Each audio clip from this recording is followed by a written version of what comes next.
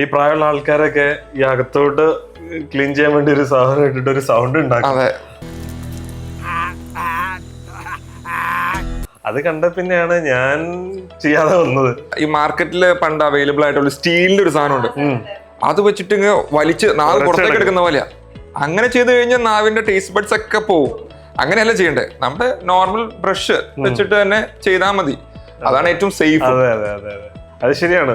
ഇപ്പം ബ്രഷിന്റെ bristles use ചെയ്യാം, അല്ലെങ്കിൽ ചില ബ്രഷിന്റെ ബാക്ക് സൈഡ്, റബ്ബറിന്റെ ബാക്ക് സൈഡ് ഉണ്ട്. ശരിക്കും ഇതിന്റെ ഐഡിയ എന്ന് വെച്ച് കഴിഞ്ഞാൽ ടങ് വളരെ സോഫ്റ്റ് ആണ്, അവിടെയാണ് നമ്മുടെ ടേസ്റ്റ് ബഡ്സ് ഉള്ളത്. അപ്പൊ അതിന് ഡാമേജ് വരരുത്, അത് വരാത്ത രീതിയിൽ ക്ലീൻ ആയിട്ട്. എന്നാൽ ബ്രഷിങ് ചെയ്യുന്നതിന്റെ ഒപ്പം തന്നെ ഡെയിലി ചെയ്യുകയും ചെയ്യണം. അതെ, ബ്രഷ് കൊണ്ട് ചെയ്യുന്നത് തന്നെ ആയിരിക്കും കുറെ കൂടെ ഏറ്റവും നല്ലത്. പലരും ബ്രഷിങ് ചെയ്യുന്നുണ്ട്, പക്ഷെ എന്റെ ബാഡ് ബ്രെത്ത് മാറുന്നില്ല എന്ന് കംപ്ലൈന്റ് ചെയ്യുന്ന ഒരുപാട് പേരുണ്ട്. അവരൊക്കെ ടങ് ക്ലീനിങ് കൂടെ ചെയ്യണം.